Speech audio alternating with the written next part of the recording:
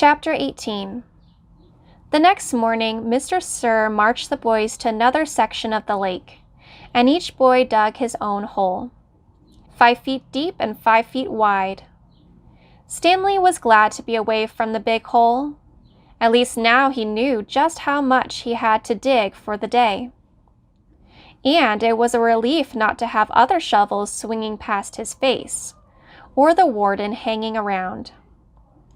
He dug his shovel into the dirt, then slowly turned to dump it into a pile. He had to make his turns smooth and slow. If he jerked too quickly, he felt a throbbing pain just above his neck where Zigzag's shovel had hit him. That part of his head, between his neck and ear, was considerably swollen. There was no mirrors in camp, but he imagined he looked like he had a hard-boiled egg sticking out of him. The remainder of his body hardly hurt at all. His muscles had strengthened, and his hands were tough and calloused. He was still the slowest digger, but not all that much slower than Magnet. Less than 30 minutes after Magnet returned to camp, Stanley spat into his hole. After his shower, he put his dirty clothes in his crate and got out his box of stationery. He stayed in the tent to write the letter so Squid and the other boys wouldn't make fun of him for writing to his mother. Dear Mom and Dad, camp is hard, but challenging. We've been running obstacle courses and have to swim long distances on the lake. Tomorrow we will learn. He stopped writing as Zero walked into the tent, then returned to his letter. He didn't care what Zero thought. Zero was nobody. To rock climb. I know that sounds scary, but don't worry. Zero wasn't standing beside him now, watching him write.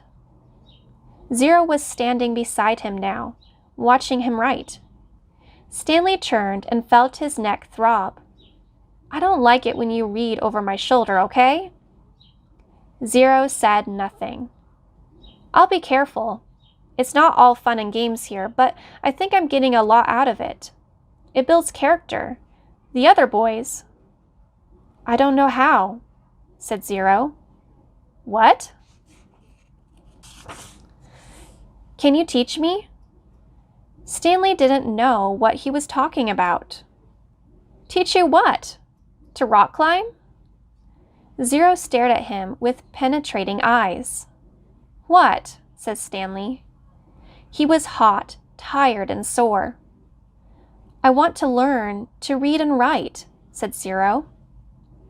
Stanley let out a short laugh. He wasn't laughing at Zero. He was just surprised. All this time he had thought Zero was reading over his shoulder. Sorry, he said. I don't know how to teach. After digging all day, he didn't have the strength to try to teach Zero to read and write. He needed to save his energy for the people who counted. You don't have to teach me to write, said Zero. Just to read. I don't have anybody to write to. Sorry, Stanley said again. His muscles and hands weren't the only parts of his body that had toughened over the past several weeks. His heart had hardened as well.